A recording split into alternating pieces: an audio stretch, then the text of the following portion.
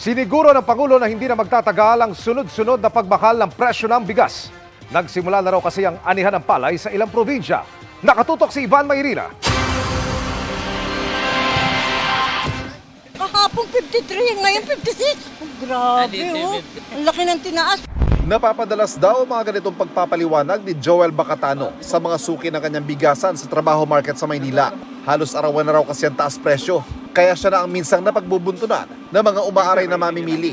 Para kung gusto ko sana magsarado muna mga sampuan para hindi mapagod lang po ako sa kabuhat-buhat wala namang kinikita. Patong namin dyan 2 piso na lang. 2 piso, ito nga 150 lang.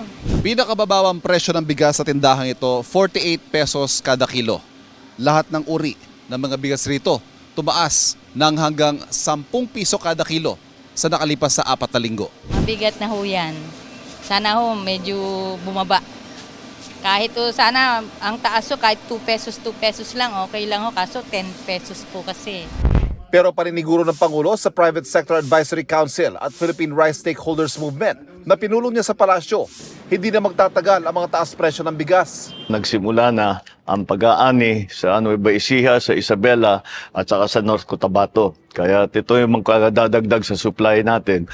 Tinatayang 900,000 metric tons sa paunang ani ng mga nasabing probinsya. Kaya inaasahan madadagdagan ng supply at makakalma ang presyuhan ng bigas ayon kay Agriculture Undersecretary Leo Sebastian. Pero pinakamarami raw ang inaasahang ani mula Setyembre hanggang Oktubre na target paabutin ng hanggang 11.5 million metric tons. Ang binabantayan siyempre natin yung farm gate price, pati yung pag-import ng mga ibang inputs at saka ng bigas mismo. So I think na pagka na yung supply natin dumami at humaba ang ating reserve, mag-stabilize na ang ating mga presyo.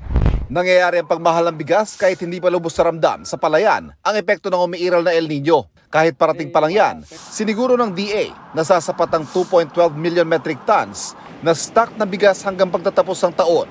Para sa GMA Integrated News, Ivan Mayrina, nakatutok, 24 oras.